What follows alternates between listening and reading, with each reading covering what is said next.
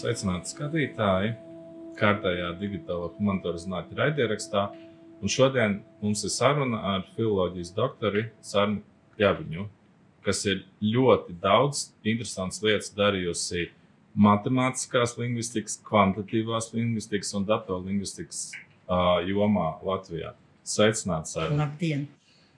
Jā, varbūt tad es sākšu ar jautājumu, ar ko tad īsti atšķiras šīs trīs lingvistikas - matemātiskā, kvantitatīvā un datorlingvistika, jo es būtu domājis, ka tas ir viens un tas pats. Mēdz būt tā, ka kādas zinātņu jomas sākotnē termini nav diferencēti. Un tajā laikā, kad es nokļuvu šajās jomās, tad to visu saucu par matemātisko lingvistiku. Un tad man varbūt, ja drīkst, es varu pastāstīt, kā es nokļuvu, jo tas ir interesanti un tas ir pavisam cits stāsts, kas šodien ir, kad patiešām ir diferencējamas kvantitatīvā lingvistika un datorlingvistika. Un tad līdz ar to pēc tam es došu atbildi. Labi. Tas mans stāsts ir par pagājušo gadsimtu. 20. gadsimtu, un arī par zinātnisko darbību jau izbijušā valstī, kur nosaukumi bija citi, kur valodas arī bija citā hierarhijā. Un es savu laiku, beigusi vidusskolu, gribēju studēt vācu valodu un literatūru. Un kad es atbraucu uz Rīgu, un reflektantiem domātajā bukletā izlasu, kā tiek gatavoti speciālisti mašīnu tulkošanā. Man tas bija ļoti tā kārdinoši, un es griezos dekanātā un jautāju, vai studenti, kuri studē vācu valodas un literatūras nodaļā, arī varēs to gūt. Teica, nē, tas ir domāts latviešu valodas un literatūras nodaļas studentiem. Un tātad es iestājos latviešu valodas un literatūras nodaļā. Un es tikai tagad redzu, ka toreiz jau nekas fakultātē nebija sagatavots, lai varētu tādas zināšanas sniegt. Bet toties Padomju Savienības citās augstskolās bija tādas nodaļas. Piemēram, Maskavas universitātē bija nodaļa, es tulkošu latviski, struktūrālā un lietišķā valodniecība. Ļeņingradas universitātē bija matemātiskās lingvistikas katedra. Kijevas, es lietoju tā kā kādreiz lietojām, universitātē arī bija nodaļa, bet es toreiz stājoties universitātē to nezināju, bet tagad es esmu uzzinājusi arī, ka 59. gadā bija notikusi tāda augstskolu un zinātnes iestāžu darbinieku sanāksme, kurā bija izvirzīts uzdevums veicināt šo, kā toreiz sauca, matemātiskās lingvistikas studēšanu. Bet tāda tiešāka saskare un arī manas vēlmes apstiprinājumu es guvu kādā 61. gadā, kad uz filoloģijas fakultāti, tā toreiz saucās Vēstures un filoloģijas fakultāte, bija uzaicināts Indulis Strazdiņš. Varbūt, ka plašāka sabiedrība viņu vairāk pazīst kā Itas Kazakevičas vīru. Viņš bija bijis Maskavas universitātē aspirantūrā, un vēlāk viņš bija gan Politehniskajā institūtā automātikas un skaitļošanas tehnikas fakultātes dekāns, augstākās matemātikas katedras vadītājs, profesors un tā tālāk. Un viņš filologiem lasīja lekciju par to, kas ir matemātiskā lingvistika, jo viņš, būdams Maskavā, bija arī klausījies tādas lekcijas, un lūk, tad arī izskaidrojās šis jēdziens, kas tas ir, bet ne tā kā to šodien, manuprāt, jau šis jēdziens ir vairs netiek lietots, jo lieto datorlingvistika, un tūlīt arī jāsaka, ka datori tajos laikos bija pavisam citādi. Bet vai bija vispār datori? Lietoja šo vārdu 50. gadu beigās? To vārdu datori ieteica Imants Freibergs savulaik, tad, kad brauca 90. gados uz Latviju. Bet toreiz bija ja mēs skatāmies šo tehnisko pusi, 59. gadā bija nodibināts Latvijas valsts universitātē skaitļošanas centrs. Centra direktors bija Eižens Āriņš. Savukārt 1960. gadā Zinātņu akadēmijas ietvarā izveidojās Elektronikas un skaitļošanas tehnikas institūts, un tur par direktoru kļuva Eduards Jakubaitis. Tātad 59. 60. gadā. Datori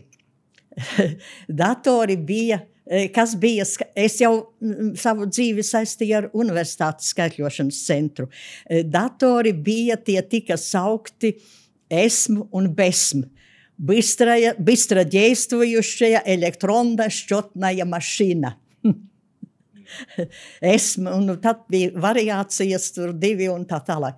Un tā mašīna aizņēma Raiņa bulvārī 29, pirmā stāva pusi, uz stacijas pusi, veselu zāli.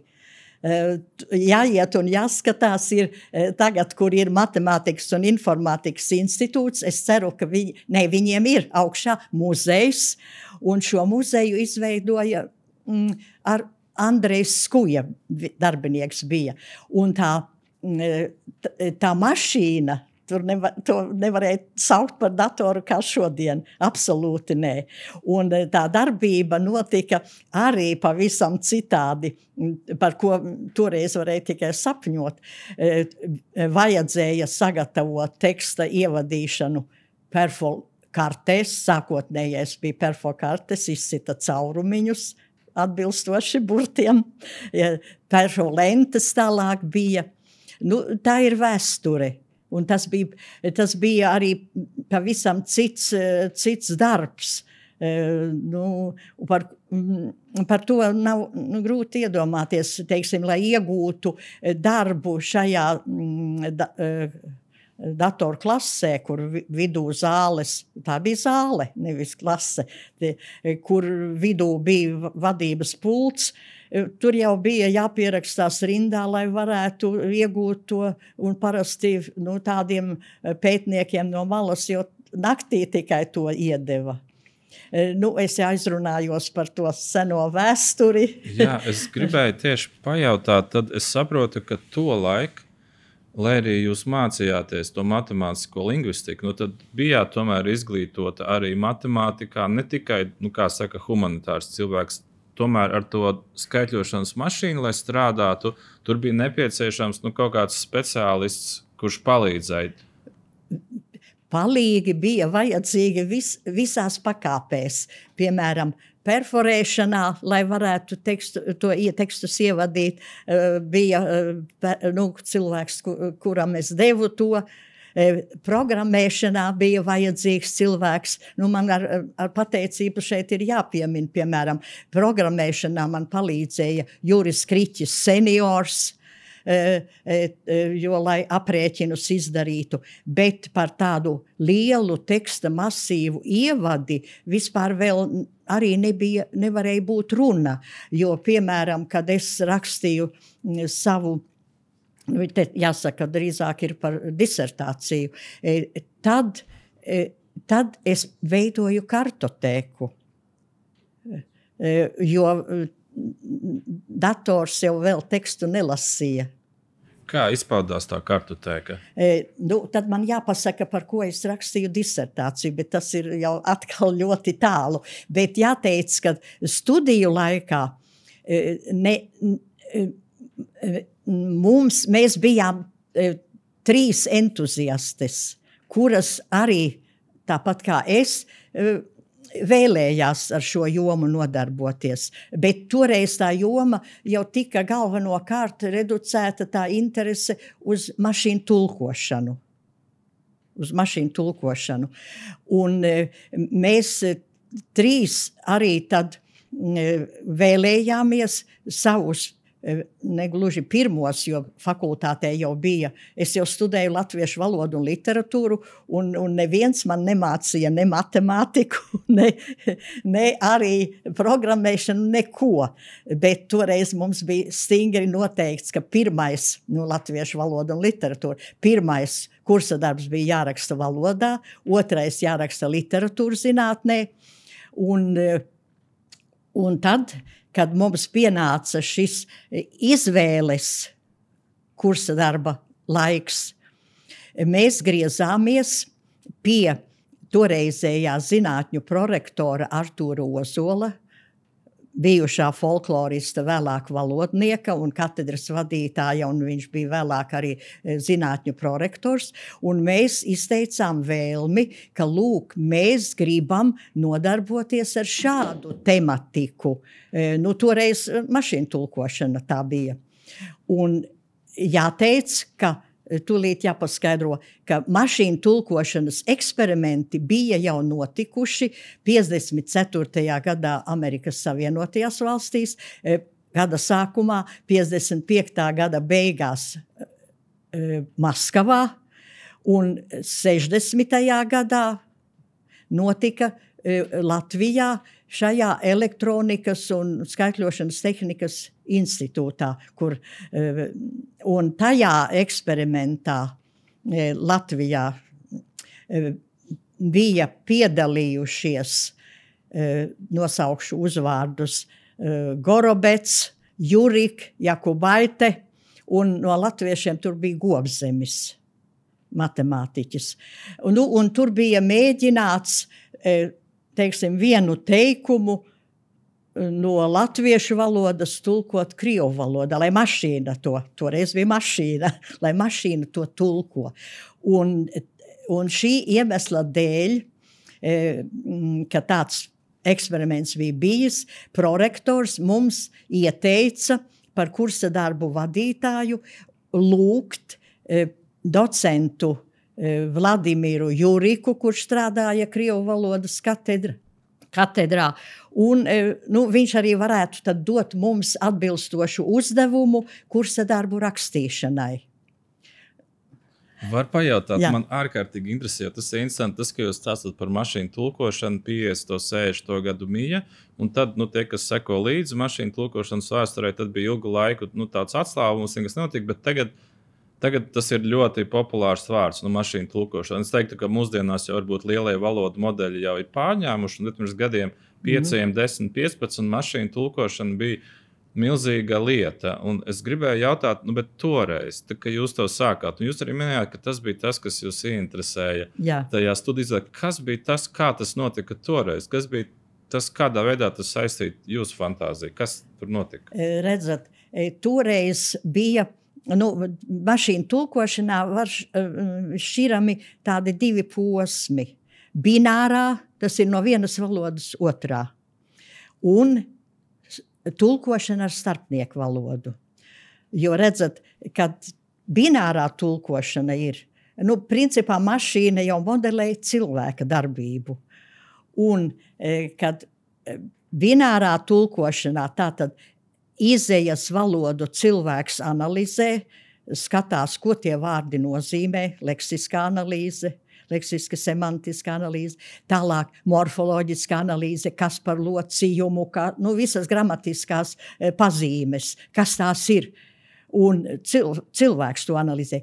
Tālāk sintaktiskā analīze, kādi ir sakari starp vārdiem teikumā, un tad ir, bet mašīnai jau ir jādod formālas pazīmes.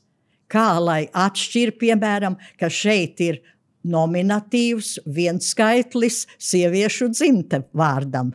Kaut vai, piemēram, ņemsim tādu teikumu, mātes mīl meitas. Kā lai pateikt, kurš ir akuzatīvs un kurš ir nominatīvs.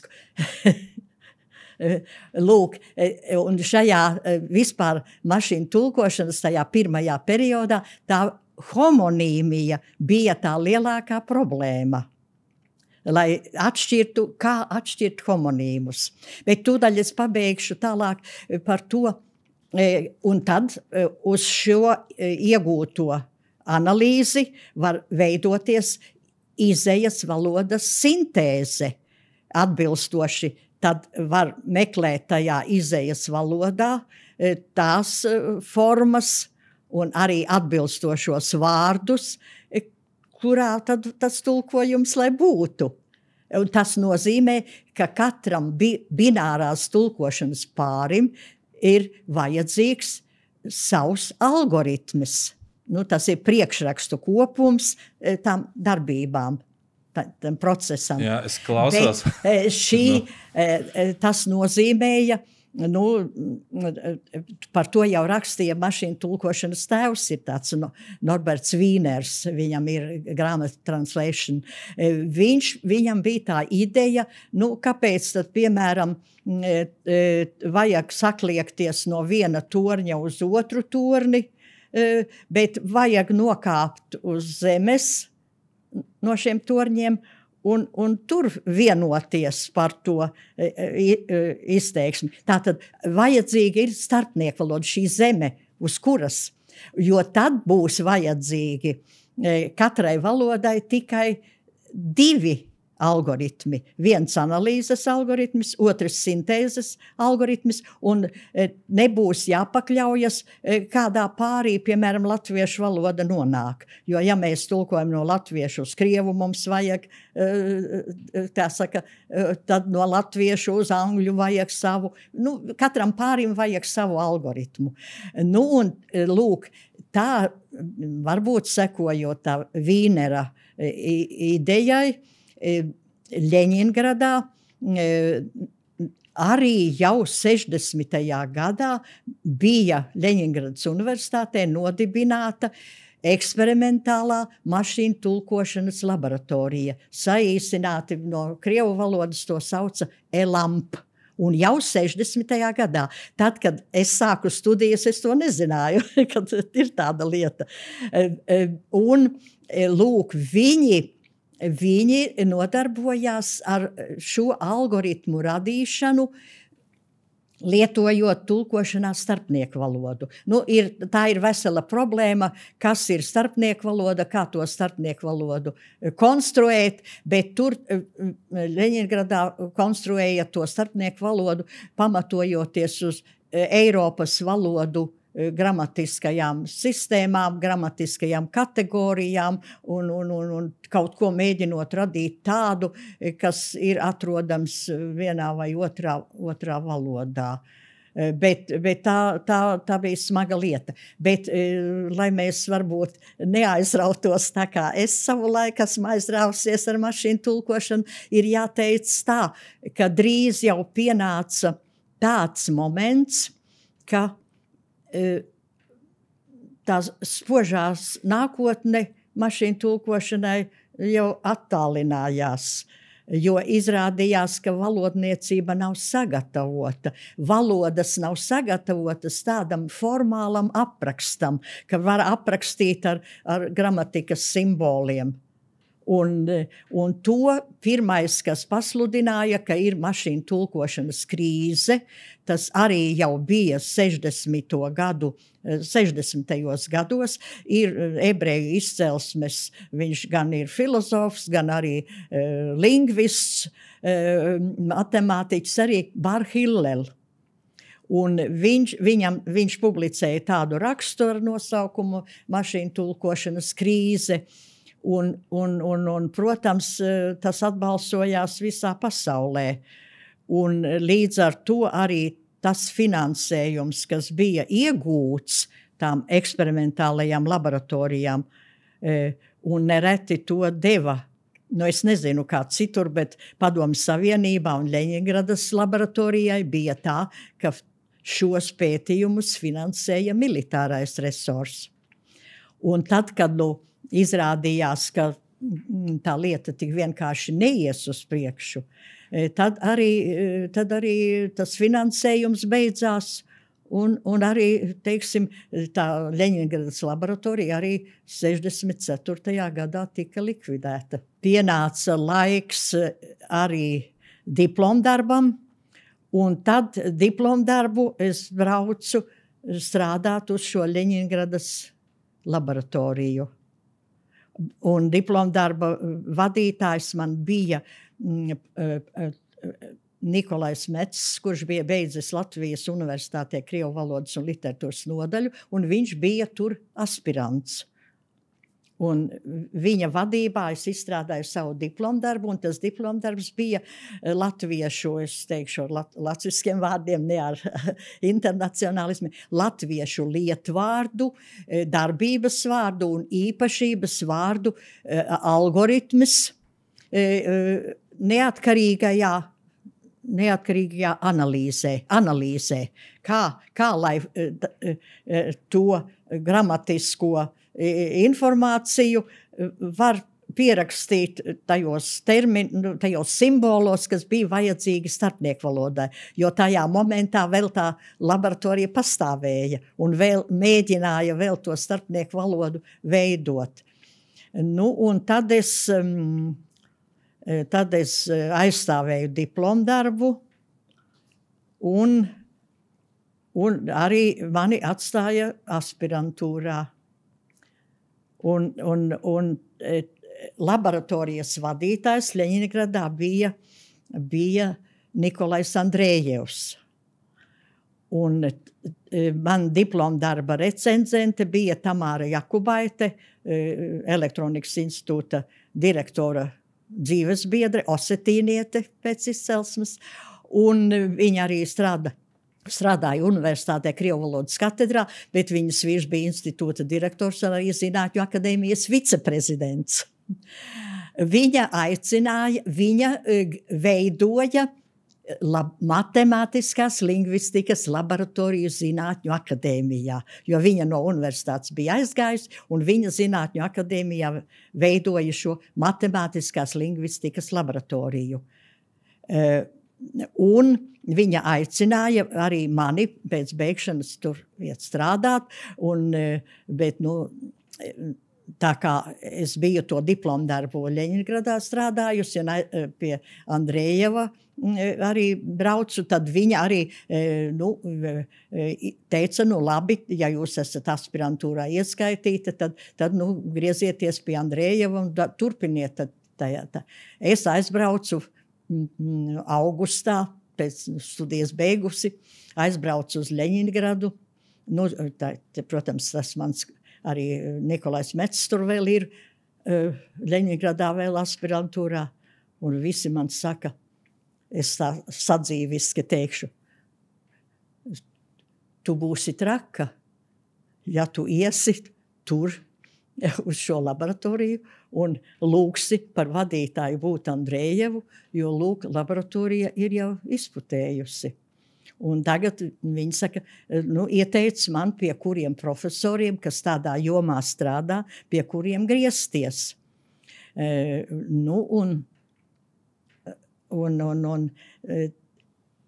Pirmais, kuru man nosauca, bet tie leņingradieši, tās jomas cilvēki, viņi teica, tas viņš jau, diez vai viņš tevi paņems, apmēram tā. Pirmais bija Raimonds Piotrovskis. Viņš strādāja PSRS Zinātņu akadēmijas valodniecības institūtā, un arī Hercena institūtā un tā tālāk. Un es pie viņa griezos, bet pēc tam Andrejevs bija jautājis Jakubaitei, kur tad Kļaviņa pazudusi? Es te tā sadzīviski stāstu.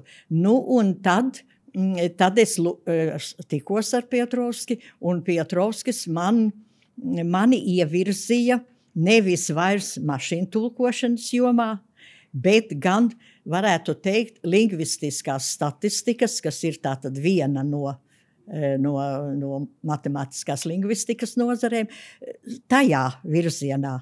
Un jāteic, ka Piotrovskis bija arī izcils stratēģis, Viņš organizēja zinātniskās pētniecības darbu visā Padomju Savienībā.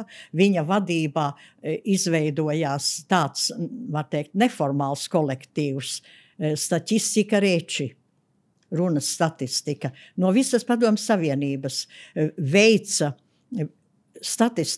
valodas statistiskos pētījumus, jaunāki un vecāki aspiranti, jo bija vajadzība uzkrāt statistisko materiālu, zināt, kas ir valodā bieži lietots un kas ir pavisam maz lietots, lai netērētu enerģiju un laiku un mašīnas enerģiju, cīnoties ar varbūt tādu problēmu, kura ir reti sastopama. Un tātad vispirms notika šie statistiskie pētījumi, vēlāk tie visi tika saukti par kvantitatīvo lingvistiku, un viņš piedāvāja man izstrādāt biežuma vārdnīcu, un zinot, ka Latvijā ir attīstīta, mums taču VEFs bija un kas tā, viņš saka, jūs varat tā statistiskā pētīšana notika tā sauktajām apakšvalodām,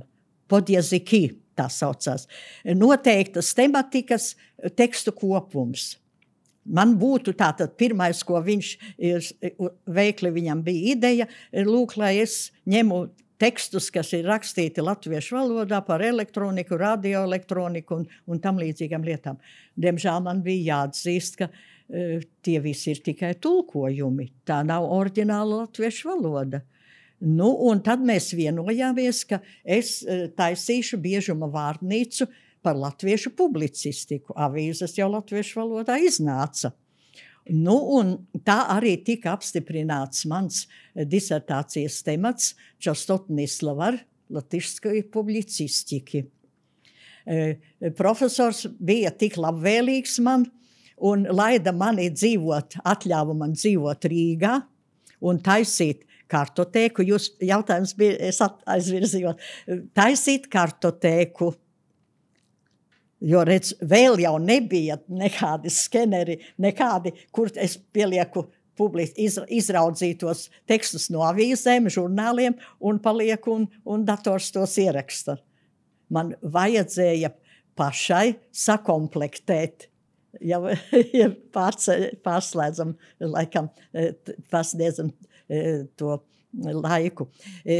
Man vajadzēja, te bija tas nopietnākā lieta, bija tās pētāmās izlases reprezentativitāte. Man vajadzēja sakomplektēt tādu tekstu kopumu, kas pārstāvētu noteiktu laika periodu, nevis 1 gadu, bet vairākus gadus, kas pārstāvētu latviešu preses izdevumus, kas pārstāvētu tajos izdevumos tematiskos lokus, ārlietu ziņas, iekšlietu ziņas, pat sludinājumi. Tas bija ļoti būtisks jautājums. Un es pat nodrukāju tādas kartītes, kartotēkas kartītes, kur es, skatoties tekstu, atzīmēju tā vārda formas lietošanu vienā vai otrā rūtiņā. Tagad jau gandrīz vai teiks, vai dieviņi, tas taču smieklīgi tā nodarboties, bet toreiz tā vajadzēja nodarboties. Toreiz vēl citu iespēju nebija. Un tā kā tas bija vesela biblioteka. Un tad es ieguvu to biežumu vārdnīcu. Es gribēju jautāt, jūs vienā brīdī teicāt par to mašīnu tulkošanu, un tad viņi izbeidzās. Un mašīnu tulkošanas ietvaros vēl tie pētījumi pie starpnieku valodas, un kā man no malas izklausās, ka lielā mērā aprakstīt kaut kādas reāli eksistējošas valodas, morfoloģijas, sintaksi, kaut kādas gramatiskās īpašības. Un es zinu, ka tas jau mūsdienu valodniecībā, mašīnu tulkošanā, lielajos valodu modeļos, tas tiek izmantots, bet es teiktu, ka tās biežuma lietas, statistika, tas jau arī mūsdienās tiek izmantots, ka mūsdienās tās abas lietas ir kopā, bet toreiz tā jūs stāstītā izklausās, ka tas bija tā kā milzīgs solis no vienas jomas uz citu, un ka tās nebija savienotas. Sākotnēji nebija savienotas, bet es pieminēju, ka profesors Pietrovskis bija stratēģis. Viņš vispirms pirmais Vilnis, viņa disertāciju, kā saka, plūsmā, ko viņš vadīja, bija šī statistika. Pēc tam nākošais Vilnis bija uz tās statistikas bāzes tālākais, un tā tālāk bija veselas plūsmas. Un, protams, ka visa pieredze un iegūtie dati bija noderīgi. Jā. Bet tā mašīna tulkošana pēc tam bija ieguvusi pamatu. Tad, kad viņa 50. 60. gados radās, viņai nebija pamata vēl. Un tas ne tikai pie mums, bet tas, es domāju, ka nevelti tur Bar-Hillel to sauc par krīzi, jā. Es jau pieminēju, ka mans vadītājs atļauj man braukt uz Rīgu, bet, redz, Rīgā es arī tiku jau pedagoģiskā darbā izmantota arī ne šajā jomā. Un tas ir mājās. Un, teiksim, tie visi kolēģi, ar kuriem mēs pie Pietrovska noteikti katru nedēļu otrdienā ieradāmies un atskaitījāmies, ko mēs esam padarījuši.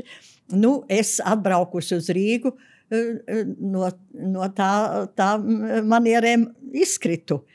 Un tajā laikā, kad man kā aspirantei vajadzēja jau disertāciju iesniegt par šo publicistikas biežuma vārnīcu, vārnīca bija, bet es nesaredzēju īsti to, es esmu pēc būtības valodniece jau biju, vai lingvisti, lietosim svešu vārdu, vai kā filoloģa citiem vārdiem sakot. Un es, un tajā pašā laikā Tamāra Jakubaite 65. gadā nodibināja to matemātiskās lingvistikas laboratoriju, un es toreiz uzaicinājumam iet tur strādāt, atteicu, es domāju, man ir jāmācās, man ir jābrauc uz Ļeņingradu, un jāmācās, es nevaru. Un viņu mērķis bija izveidot biežuma vārnīcas, pa šādām tā sauktajām apakšvalodām. Un biežuma vārnīca iznāca. Tātad pirmais sējums zinātne un tehnika, otrais sējums bija publicistika, tāpat kā man arī bija publicistika. Es jau viņiem pat piedāvāju, lūk, man jau ir publicistikas biežuma vārnīca izstrādāt, ņemiet. Un tad trešais viņiem bija, varētu teikt, daļliteratūra. Un pēc tam vēl iznāca apvienotais sējums. Un viņi strādāja tur kolektīvs, bet arī joprojām pa vecam ar papīru, kartotēkām. Bet viņi tās biežuma vārnīcas izdeva, bet tas manī radīja domu, ka es varu izmantot savu biežuma vārnīcu publicistikai, ko es sagatavoju. Es varu izmantot tādas lingvistiskas problēmas tādai skaidrākai, eksaktākai izpratnei, kā funkcionālais stils. Kas ir funkcionālais stils? Tās ir šīs apakšvalodas. Cilvēki, ja viņiem tekstu pasniedz, teiksim, par vienu tematu pat. Viņi atšķirs. Vai tas apakšvalodas funkcionālais stils, tas ir līdzīgi kā reģistrs? Vai reģistrs ir mazliet kaut kas cits? Es īsti nezinu, kā vārdu reģistrs lieto šajos laikos, bet funkcionālais stils ir, teiksim, par apakšvalodai plašāks. Funkcionālie stili ir, tiek šķirti kādi 5, 4, arī jautājums, cik tur mēs šķiram. Un cilvēki jau to pēc valodas izteiksmes līdzekļiem cilvēks jau tūlīt pasaka, vai tā ir zinātne un tehnika, tas ir zinātniski-tehniskais teksts, vai tas ir daļliteratūras teksts, kaut par vienu tematu tas ir, vai tas ir publicistisks teksts. Bet kāpēc cilvēks, pēc kādām pazīmēm cilvēks atšķir, kurš stils ir, kas tad ir šo funkcionālo stilu diferenciālās pazīmes, un kas ir tās integrālās pazīmes. Un es izdomāju, ka man ir jāmaina disertācijas temats, un tas disertācijas temats kļuva šis latviešu valodas funkcionālo stilu lingvostatistiskas salīdzinājums. Bet matemātiskajā statistikā, es neizklāstīšu, jo mēs nodibinājām tad, kad es studēju, mana iniciatīva tā bija matemātiskās lingvistikas pulciņu, un tad mēs aicinājām docētājus no fizikas matemātikas fakultātes, kuri mums stāstīja, mācīja pamat jēdzienus no matemātiskās statistikas, varbūtību teorijas, matemātiskās loģikas. Tas bija Vilnis Detlovs, Georgs Eņģelis un vēl citi matemātiķi un arī ārzemju. Mēs arī, tagad es saku ārzemju, bet toreiz tie bija Padomju Savienības, pie mums viesojās gan Piotrovskis, gan arī Apresjans no Maskavas, kas mums tās zināšanas deva. Un, respektīvi, korekti lietot matemātisko statistiku, to rāda arī, kā lieto matemātisko statistiku citās zinātnes nozarēs, socioloģijā, bioloģijā, un praktiski es savā disertācijā galvenokārt lietoju biometriju. Profesors Imants Liepa toreiz strādāja bioloģijas fakultātē, un viņš mācīja šo matemātiskās statistikas un varbūtību teorijas lietošanu, metodes biologiem. Un es arī ar viņu konsultējos un arī viņa grāmatu izmantoju. Un, respektīvi, lai tiešām pirmkārt jau šī reprezentativitāte svarīga datu iegūšanā, un arī tas, ka mēs nevaram teikt, ka kāds ir vairāk vai mazāk, ja nesakrīt tas procents. Bet ja tas intervāls ir kļūdas ir tāda, tur ir kļūda, ja tas ir tas plus mīnus 15 salīdzinoši. Tad, ja tie intervāli sedzas, tad mēs nevaram teikt, ka viens ir vairāk un otrs ir mazāk. Tā parādība, bet ja tie intervāli ir tālu viens no otra, vai arī vispār, kā saka, nesedzas, tad mēs varam teikt, ka kāda parādība ir vairāk.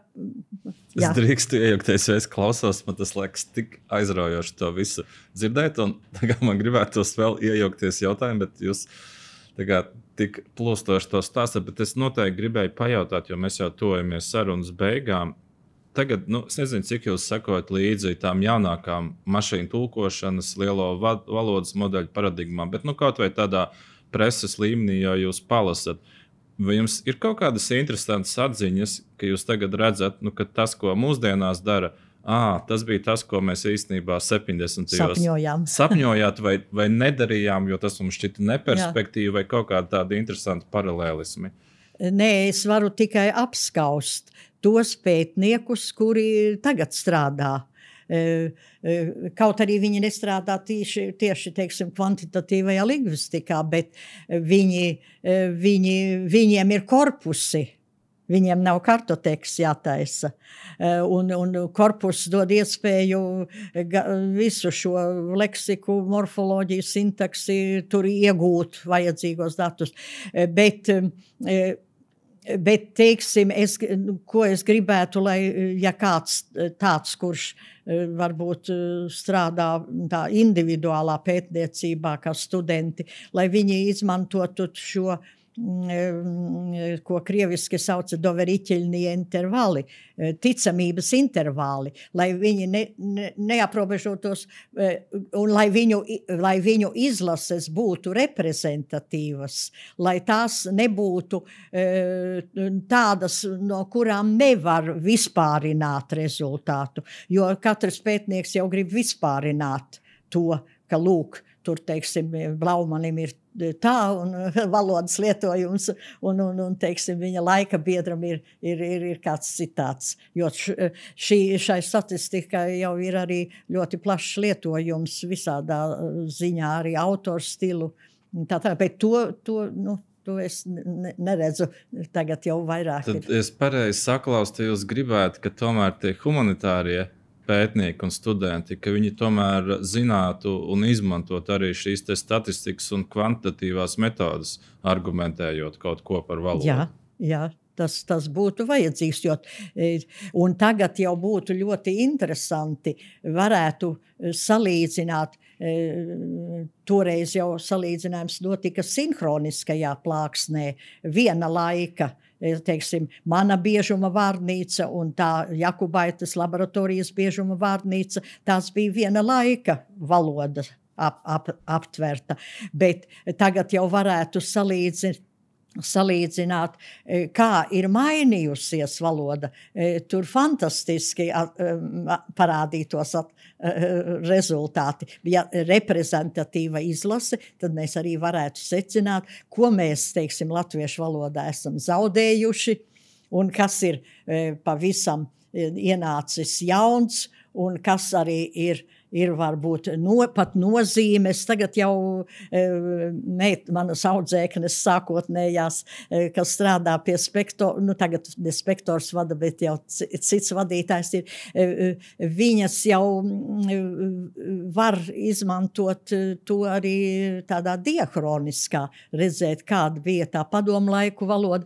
To jau pēc pirmajiem 10 biežāk lietotajiem vārdiem, tie gan visās valodās ir gandrīz vienādi. Es tādu pabeigšu ar joku, jo bieži bija tā, ka krievu valodā jau tā kā tā visa notika, tur bija tādi, ko tad tie častotņiki, tātad biežuma vārnīcu radītāji ir konstatējuši, viens satieks ar otru un saka, es pateikšu latviski, satieku, es noskaidroju, ka pirmie, piemēram, latviešu valodā, biežāk lietotie vārdi ir un kas tas par.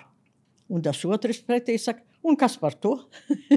Tas patiešām ir, tie īsie vārdi ir, bet tālāk seko tādi laikmetu iezīmējoši vārdi. Jā. Labi, paldies.